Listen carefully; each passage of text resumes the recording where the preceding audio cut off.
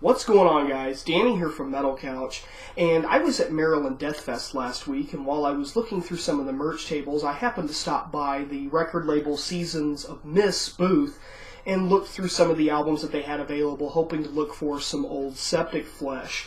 And what I found was even better. On June 7th, they're going to be re-releasing their second album, ΕΣΟΠΤΡΟΝ, and the guys at the booth were nice enough to go on ahead and let me purchase the album almost 3 weeks early. I mean, this thing comes out on the 7th of June. It's not even out in the States, not even sure if it's out in Europe yet.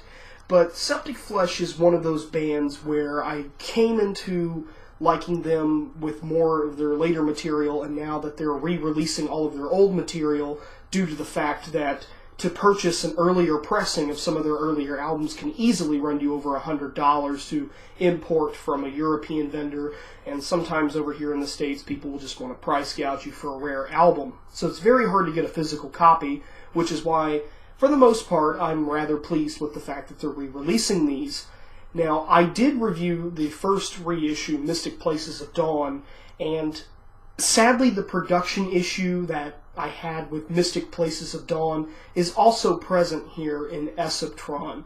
But the track listing, we have Breaking the Inner Seal, ΕΣΟΠΤΡON, the title track, Burning Phoenix, Astral Sea, Rain, Ice Castle, Celebration, Succubus Priestess, So Clean, So Empty, The Eyes of Set, Narcissism, and then on this reissue you have bonus tracks with Woman of the Rings, Crescent Moon live from 1999, and also Brotherhood of the Fallen Knights live from the same show. Going into this album, there is going to be one outstanding thing that people are going to notice from if they're starting out with Mystic Places and proceeding through their discography chronologically. This album has only a bassist and a guitarist and 2 vocalists. The drums aren't real. Heavy use of MIDI and keyboard effects.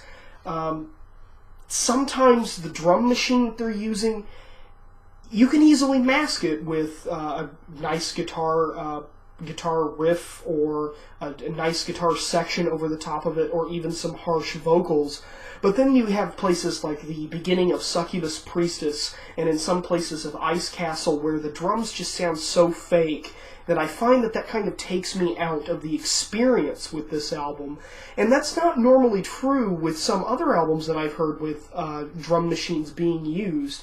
I don't know what it was listening through this album, but I just felt like this could have been so much better of an album if they actually had somebody do drums for real instead of using a machine. Other than that major outstanding, in my opinion, problem with the album, this is an album that is going to be very hit or miss with people. It is very avant-garde, it is very ethereal in sound, it is not what you would expect from if you were coming in at some of their later albums like Communion, Sumerian Demons, or even The Great Mass, their latest release, or even Mystic Places for that matter. Mystic Places was heavily ingrained into the sort of the almost black metal, black death metal kind of thing going on, and then to go to this, it's just kind of like you scratch your head and go, intensity, ethereal and mystical and very synth-driven. It's a very, very strange progression for me, and I don't really know how they wound up at that point, but I guess that's part of the fun. I mean, even somewhere down the line, they even put out an industrial album, so bear with me here, they've been all over the place. You have some elements in here of various different types of music, and I find that with ΕΣΟΠΤΡΟΝ, it is the seeds of what would become a later project by some of the band members known as Chaos Star, which is sort of this orchestral, their first album was like a blend of orchestral and dark wave elements, very, very theatrical, definitely not something that you would expect from a death metal pedigree, but I feel that this is the album which planted those seeds and what probably prompted them to branch off into Chaos Star and separate Septic Fleshs' material into what is now the modern day stuff with Communion and even Sumerian Demons onward. So with this album, you have a lot of hit and miss, like I said. The title track is great. Burning Phoenix has been something that I've seen in their live sets over the years, which is a great song as well. Rain, Ice Castle, and Succubus Priestess, on the other hand, are where the album starts to kind of teeter off into the Chaos Star territory, the dark wave theatrical, which I'm not really that big into, at least not with this production style. Then you get to something like So Clean, So Empty, and you get a reminiscence of Mystic Places of Dawn to close out with The Eyes of Set and Narcissism. Narcissism doesn't even sound like a metal song whatsoever. It's purely a Chaos Star song. That's what it reminds me of. And I know I'm harping on this whole Chaos Star thing, and that's just the only way that I could really describe it, is that it's early Chaos Star material. This is an album that, if you are a metal fan, you're probably not going to be able to get into this very well. I wouldn't recommend this being the first album from this band to listen to. Definitely listen to Mystic Places or Sumerian Demons. But do I like this album? Yes, I do. I like what it tries to do. In concept, it's great. But in execution, it falls short with things like the drum machine, and sometimes the MIDI stuff is so obvious, you just listen to it and you go, even for a 90s album, this sounds incredibly dated when it comes to digital synth effects. On the back, though, I mentioned that there were bonus tracks. Woman of the Rings is a great track. It's probably one of my favorite songs from Septic Fleshs. It blends a lot of the stuff that you would find on ΕΣΟΠΤRON with some of their more metal aspect. Great guitar riffs and use of guitar effects here. However, this being a bonus track, I don't want to kind of sound like I don't know how this is going to come off, but I already have a Japanese copy of Revolution DNA, and that was a bonus track on there. Like, it's the exact same song, and it's the same mastering and everything. They didn't do anything, they just ported that over. In fact, I don't even know, I think Woman of the Rings was on an EP that they had before their album A Fallen Temple. I think it was on the Eldest Cosmonaut EP. But then the two live tracks, you have Crescent Moon, which was a song from Mystic Places of Dawn. As for the quality of these live tracks, when I first started to listen to them, I thought that they sounded awfully familiar, and that's because on YouTube you can find these live shows, or the live show itself, that they base these two live tracks off of. However, this is a much nicer quality. It's a somewhat professional audio quality here, unlike what you would find on YouTube. Also, Brotherhood of the Fallen Knights is a song from the A Fallen Temple EP, or not an EP. No, it was a full length. Okay, yeah.